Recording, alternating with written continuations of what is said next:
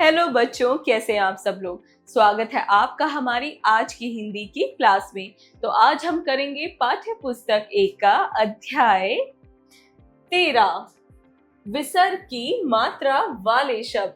तो अब हम पढ़ेंगे विसर्ग की मात्रा वाले शब्दों को। चित्रों को देखकर बताइए कौन है हम। Look at the pictures and tell who we are. तो चलिए,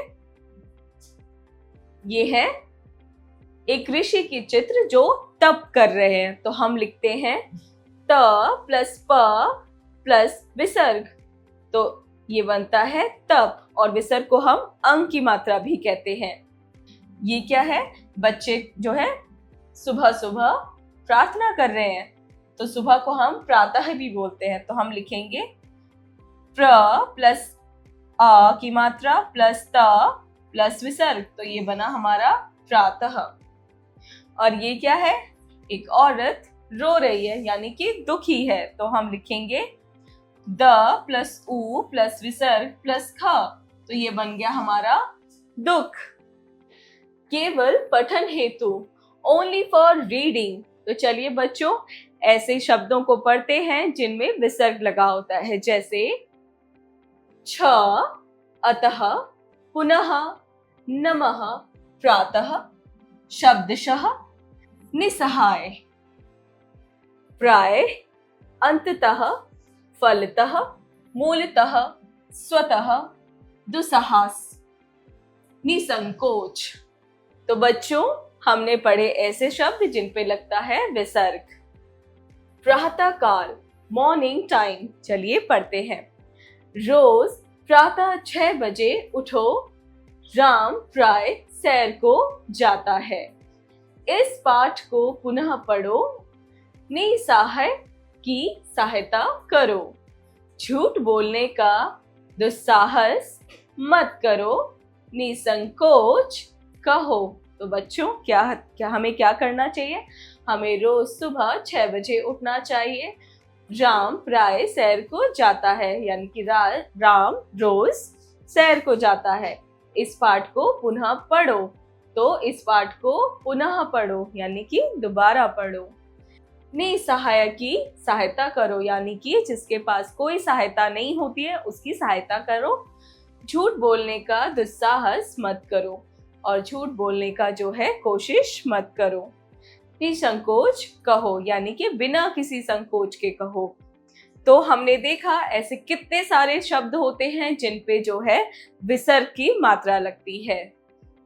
अभ्यास एक्सरसाइज, जरा बोलिए स्पीकिंग स्किल्स, यानी कि हम बोलकर जवाब देंगे।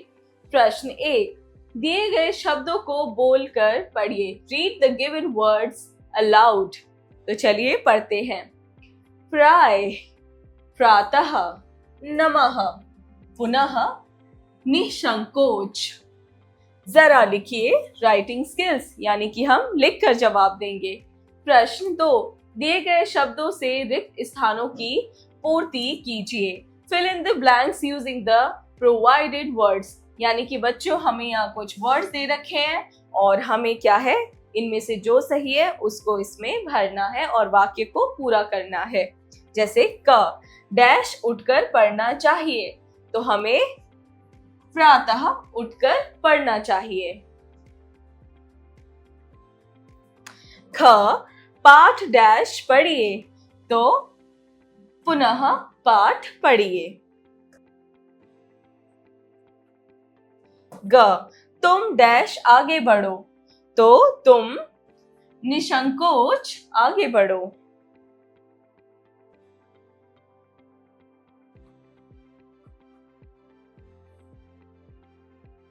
जरा सोचिए क्रिटिकल थिंकिंग। प्रश्न 3, सही मिलान कीजिए। Make the correct match. तो बच्चों यहाँ कुछ पिक्चर्स दे रखी हैं, हमें क्या करना है, हमें इनको इनके सही नाम के साथ मैच करना है। जैसे क, यहाँ पे क्या हो रहा है, यहाँ पे एक बच्चा जो है अपने माता पिता के पैर छू रहा है, तो हम इसको मैच करेंगे नमः से। ख, एक बच्चा क्या कर रहा है, सुबह सुबह सैर कर रहा है, तो हम इसको मैच करेंगे प्रातः से।